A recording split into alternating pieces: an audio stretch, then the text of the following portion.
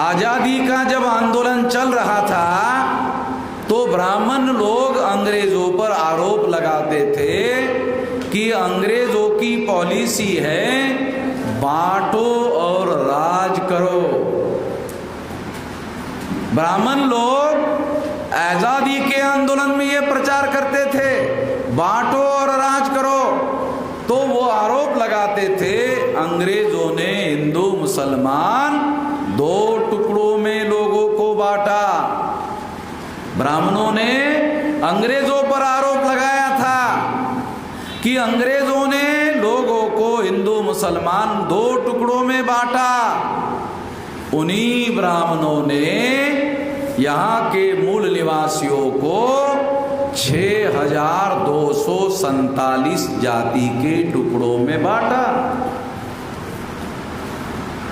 हमारे लोगों को पता नहीं है। 1703 टुकड़े अछूतों के शेड्यूल कास्ट के ब्राह्मणों ने बनाए। जो शेड्यूल कास्ट की जातियां हैं ना भारत में, जिसको ब्राह्मण धर्मशास्त्र के अनुसार अछूत जातियां कहा जाता है और government of India second India act के अनुसार शेड्यूल कास्ट कहा जाता है, उनकी 1703 जातियों के टुकड़े किए ये रिकॉर्डेड लिस्ट है।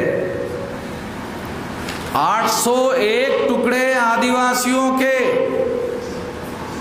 3743 जाति के टुकड़े पिछड़े वर्ग के, तीनों को मिलाकर 6247 जाति के टुकड़े। ब्राह्मणों ने अंग्रेजों पर आरोप लगाया था कि इन्होंने हिंदू मुसलमान दो टुकड़े किए थे। मान लेते हैं, तुम्हारी बात मान लेते हैं, किया था, मगर तुम लोगों ने 6247 जाति के टुकड़ों में बांटा। अगर 6000 ही मान लिया जाए तो तुम अंग्रेजों से 3000 गुना ज्यादा खतरनाक हो। ब्राह्मण लोग 3000 गुना अंग्रेजों से ज्यादा खतरनाक लोग हैं।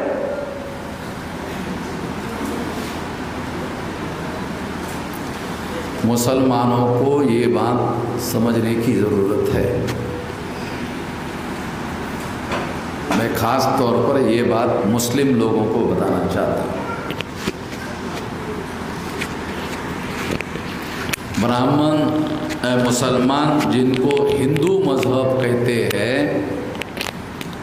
ऐसा कोई मजहब जमीन पर है नहीं,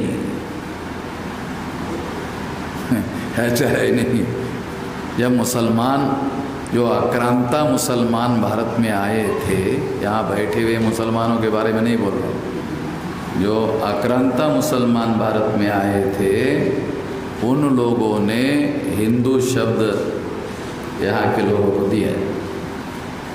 ब्राह्मणों के वेद, श्रुति, स्मृति, पुराण, रामायण, महाभारत, गीता ये ग्रंथ है, इसमें हिंदू शब्द कहीं है ही नहीं। कहाँ नहीं है हिंदू शब्द? वेद, श्रुति, स्मृति, पुराण, रामायण, महाभारत, गीता ये हिंदू शब्द ही नहीं है। अभी दयानंद सरस्वती नाम का ब्राह्मण है गुजरात का, नरेंद्र मोदी ने उसकी जयंती की 200 सालाना दिल्ली में। दयानंद सरस्वती, उसने किताब में लिखा, उसके article home in the Vedas, ऐसा तिलक ने लिखा था, उसी तरह से उसने भी एक किताब लिखा। उसमें लिखा, क्या लिखा उसने?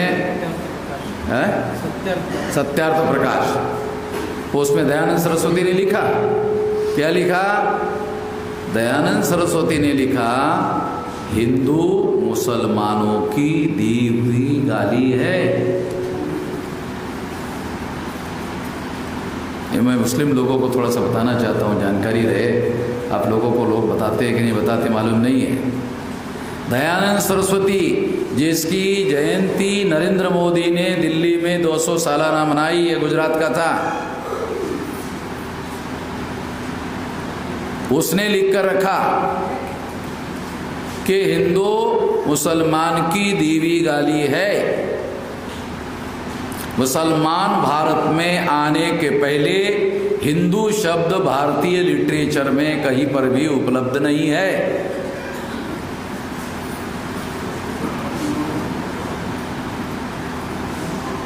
कोई भी मुस्लिम, मैं बहुत तमाम मुस्लिम लोगों को अपने कार्यक्रमों में वक्ता के तौर पर बुलाते रहता हूँ, आमंत्रित करते रहता हूँ, ताकि हमारी बात वो सुने, उनकी बात हम सुने, ताकि तबादलाए ख्यालात, वही यही ना उर्दू में, तबादलाए ख्यालात हो जाए, विचारों का आदान प्रदान हो जाए, तो बुलाते रहता हूँ। तो जितने भी मुस्लिम आते हैं वो देश का नाम हिंदुस्तान हिंदुस्तान हिंदुस्तान हिंदुस्तान हिंदुस्तान, इतने बार तो आरएसएस वाले भी नहीं कहते।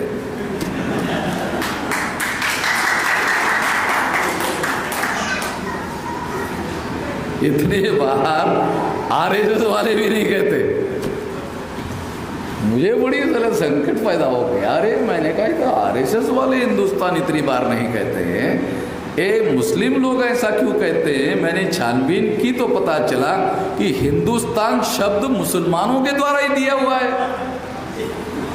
देश का जो नाम है वो हिंदुस्तान जो है, मुसलमानों के आगमन के पहले हिंदुस्तान शब्द ही नहीं है देश का।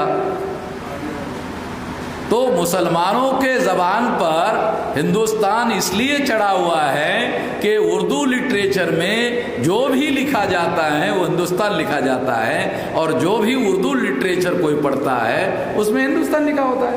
तो स्वाभाविक रूप से वो हिंदुस्तान बोलते हैं, नेचुरली बोलते हैं। कोई मैं गलत बात नहीं कर रहा, मैं जानकारी के लिए आप लोगों को बता रहा हूँ, मगर इससे आप लोगों का काम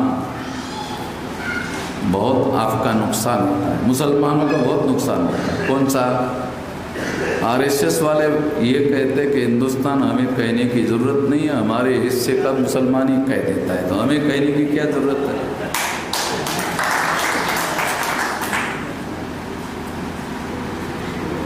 आरएसएस के लोग मुसलमानों का 24 घंटे विरोध करते रहते हैं। कोई ऐसा दिन नहीं निकलता, आरएसएस वाले, विश्व हिंदू परिषद वाले, भाजपा वाले मुसलमानों का विरोध नहीं करते हो, ऐसा कोई दिन नहीं निकलता। आज का अखबार पढ़ लो तो आपको आज के अखबार में भी मिलेगा। यानी कोई ऐसा, जागरण पढ़ो तो डेली ही मिलेगा। जागरण, ये बनिया अग्रवाल है आपका यूपी का जो जागरण है ना, ये बनिया अग्रवाल का पेपर है। ये अमर उजाला ये दूसरे बनिया का पेपर है। हिंदुस्तान जो है राजस्थान का जो बिड़ला बनिया है उसका पेपर है। जितने सारे देश भर में पेपर है, ये इसके मालिक ब्राह्मण है, मालिक जो है वो बनिए है, और सारे पेपरों के संपादक और पत्रकार ब्राह्मण है।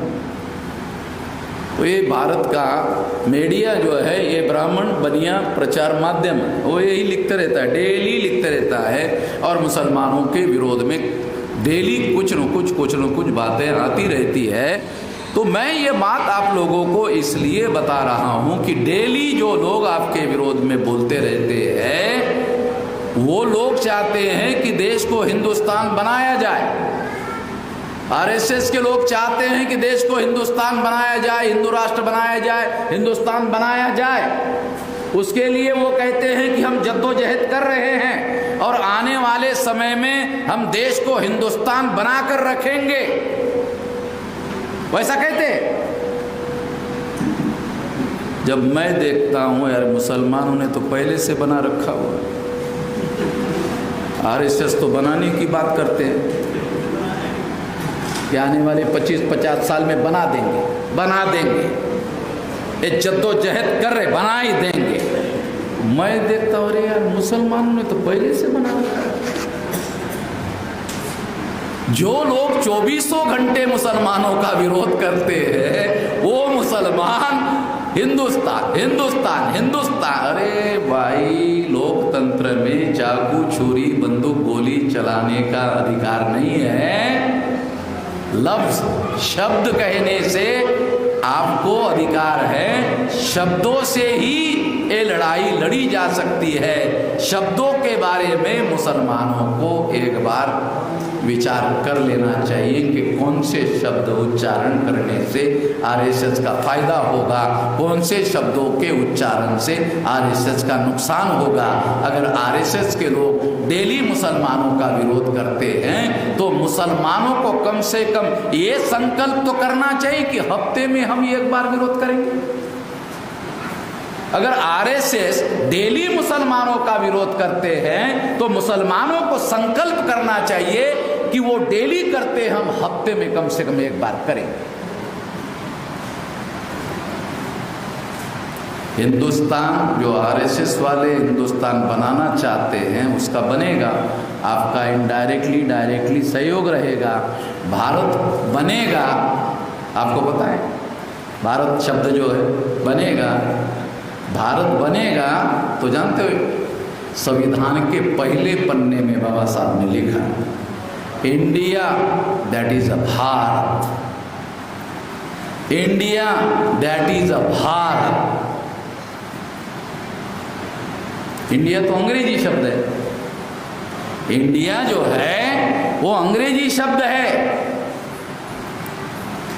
इंडिया का बाबा साहब आम्बेडकर ने ट्रांसलेशन किया संविधान के पहले लाइन में, इंडिया अंग्रेजी उसका ट्रांसलेशन किया India that is a Bharat. ये महाभारत वाला भारत नहीं है।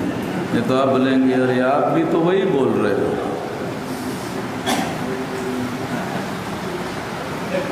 मैं इसलिए आप लोगों को बताना चाहता हूँ कि ये जो ब्राह्मण का लिटरेचर है वो ऐसा बता सकते हैं। महाभारत कब लिखा कोई पता है आप लोगों को? सिंधु घाटी की सभ्यता महाभारत लिखने के 1000-1500 साल पहले, ये रिकॉर्डेड बातें हैं, आप लोगों को पढ़ना चाहिए। सारी दुनिया के पंडितों ने सिद्ध किया हुआ है। फिर उसके बाद और एक बड़ा मूवमेंट चलता है महावीर का, बुद्धा का। फिर उसके बाद में अशोक, चंद्रगुप्त, उसके बाद अशोक, मौर्य साम्राज्य का आखिरी सम्राट बृहदत्त मौर्य, जिसकी हत्या पुष्यमित्र शुंग नाम के ब्राह्मण के द्वारा की जाती है ईसा पूर्व 185 को। अभी इस्लाम का निर्माण नहीं हुआ, ईसा पूर्व 185। ईसा पूर्व 185 को सम्राट बृहदत्त मौर्य जो चंद्रगुप्त मौर्य के खानदान का है, उसकी हत्या पुष्यमित्र शुंग नाम के ब्राह्मण ने की। उसके 500-600 साल बाद रामायण लिखी गई, महाभारत लिखा गया।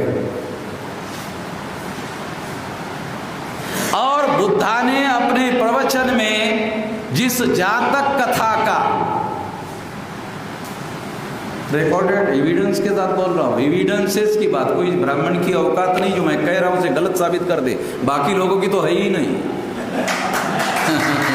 मैं ब्राह्मण की जिसकी औकात है ना देश में, जो काउंटर कर सकता है, मैं उसकी औकात नहीं है जो मैं कह रहा हूँ उसे गलत साबित कर दे, बाकी छोड़ो।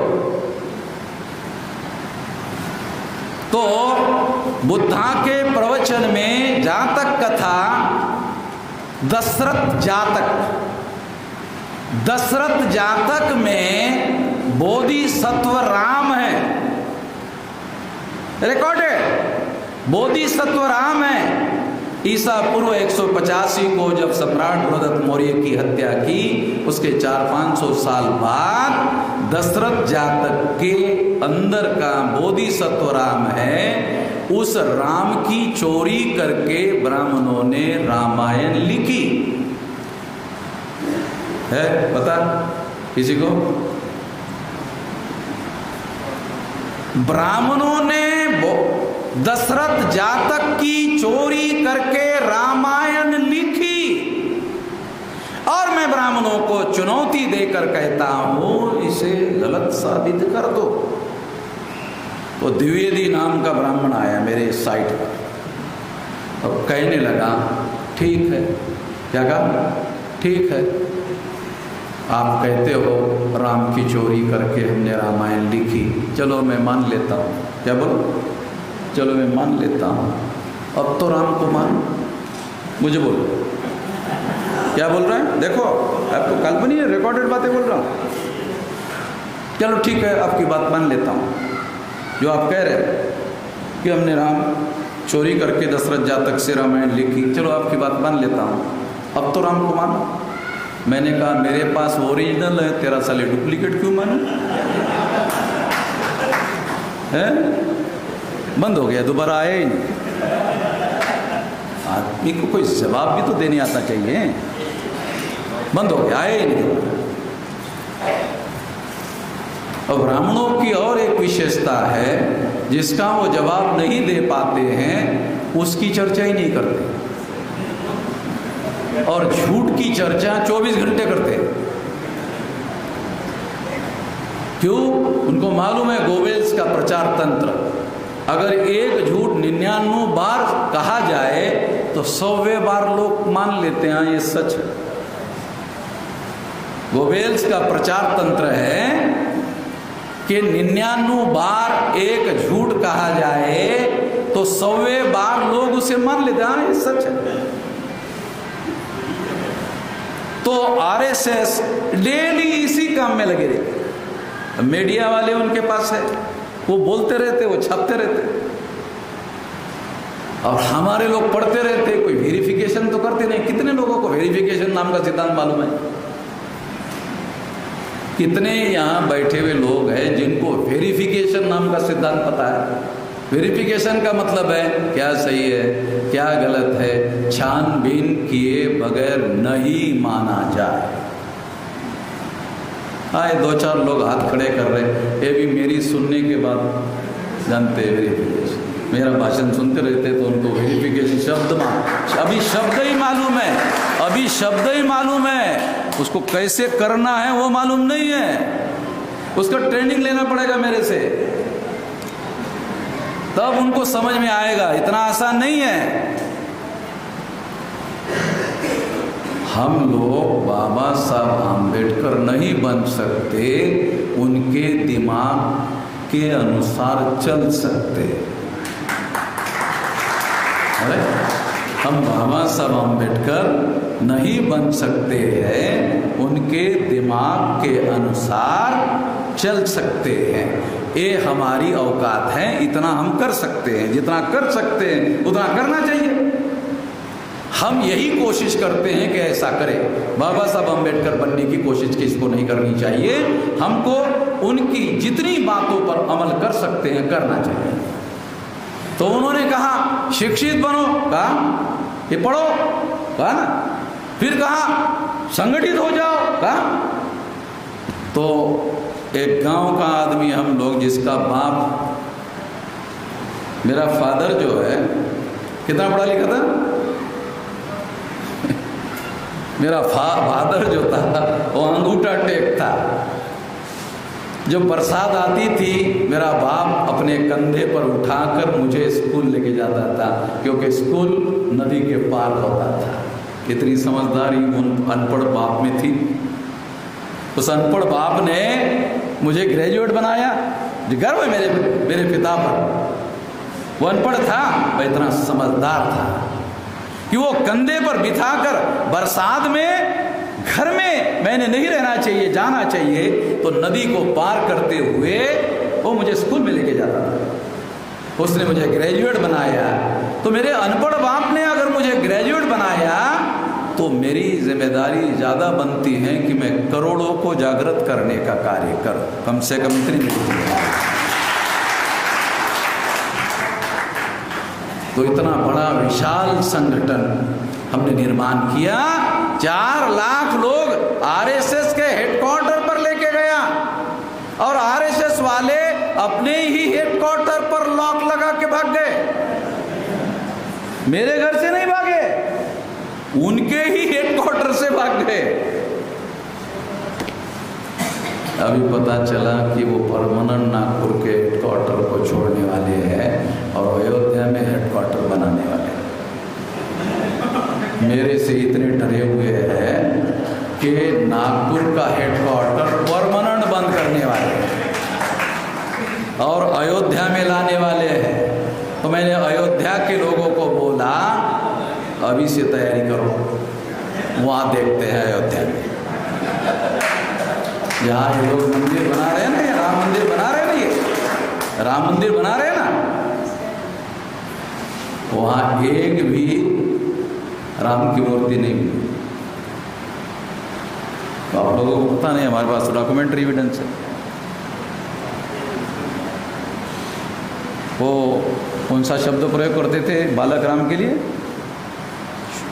बच्चा राम के लिए बोलते थे ना एक शब्द, हाँ राम लल्ला, क्योंकि इधर यूपी में बच्चे को लल्ला बोलने का रिवाज, लल्ला है बच्चा जो होता है उसको घरों में देहात में लल्ला बोलने का रिवाज है।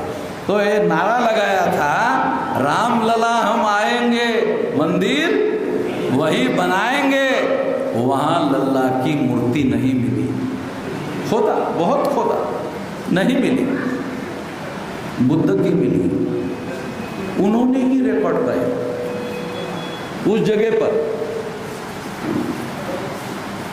और कुछ दिन पहले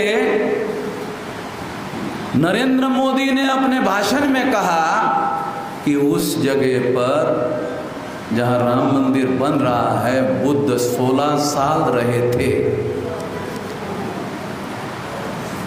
अपने ध्यान नहीं देते हो भाई, चीजों को ध्यान नहीं देते हो। मैं तो ऐसे बदमाशों पर बहुत ज़्यादा ऐसे रखता हूँ, मैं बदमाशों पर ज़्यादा कड़ी नज़र रखता हूँ। वो एक शब्द क्या बोलते हैं इसके बारे में मैं बहुत विजिलेंट हूँ, बहुत ज़्यादा सतर्क हूँ।